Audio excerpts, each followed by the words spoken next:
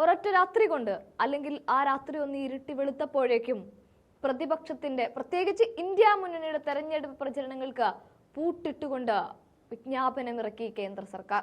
ഇതോടെ രാജ്യം വിറങ്ങലിച്ചു പോവുകയാണ്.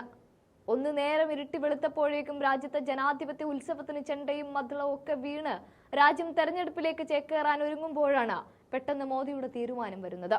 ഇതോടെ നേരെ നിന്നിരുന്ന രാജ്യം തകിടം മറിഞ്ഞു പോവുകയാണ്. ഭൂകമ്പത്തിൽ ഭൂമി ഇളകിയതുപോലെ പ്രതിപക്ഷ നിര ഒന്നടങ്കം തെരുവിലേക്ക് ഇറങ്ങുന്ന അവസ്ഥയിലേക്കാണിപ്പോൾ. ഹർത്താലുകൾ, പ്രതിഷേധങ്ങൾ, ജനമിരമ്പലുകൾ. കാര്യം മറ്റൊന്നുമല്ല, CAA അതുമാത്രമാണ്. സത്യത്തിൽ മോദിയും കൂട്ടരും തെരഞ്ഞെടുപ്പിൽ നിന്നും ശ്രദ്ധ തിരിക്കാനുള്ള വലിയൊരു ട്രാപ്പാണ് ഇവിടെ സൃഷ്ടിച്ചിരിക്കുന്നത്. രാജ്യത്തെ ഭൂരിപക്ഷം വരുന്ന മതങ്ങളെ മാത്രം മതി, ബാക്കിയുള്ളവരൊക്കെ പ്രതിഷേധിക്കുമ്പോൾ ഭൂരിപക്ഷത്തിന്റെ വോട്ടുകൊണ്ട് നിസ്സാരമായി പാർലമെന്റിനകത്തേക്ക് കയറിക്കൂടാമെന്നുള്ള ഒരൊറ്റ തന്ത്രം അല്ല, കുതന്ത്രം. വർഗീയതയുടെ പുതിയ കാട്. അങ്ങനെ വരുമ്പോൾ ന്യൂനപക്ഷങ്ങൾ മാത്രം പ്രതിപക്ഷത്തിന്റെ ഒപ്പം കൂടി തെരുവിലേക്ക് ഇറങ്ങുമ്പോൾ കലക്കം വെള്ളത്തിൽ മീൻ പിടിക്കുന്ന പരിപാടി ചെയ്തുകൊണ്ടാണ് മോദി മൂന്നാമതും അധികാരത്തിലേറുക എന്നുള്ളതാണ് തെരഞ്ഞെടുപ്പ് ചട്ടങ്ങൾ നിലവിൽ വരുന്നതിന് മുൻപേ മോദിയും അമിത്ഷായും അടങ്ങുന്ന കേന്ദ്ര നേതാക്കളുടെ ആകെയുള്ളൊരു അജണ്ട.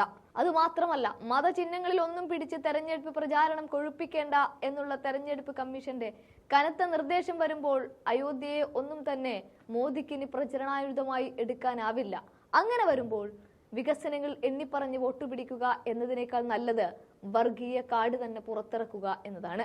അപ്പോൾ പിന്നെ ആ കാർഡിനെതിരെ മാത്രം പ്രതിപക്ഷമായ കോൺഗ്രസ് അടക്കമുള്ള ഇന്ത്യ മുന്നണിയുടെ ശ്രദ്ധ തിരിഞ്ഞോളും.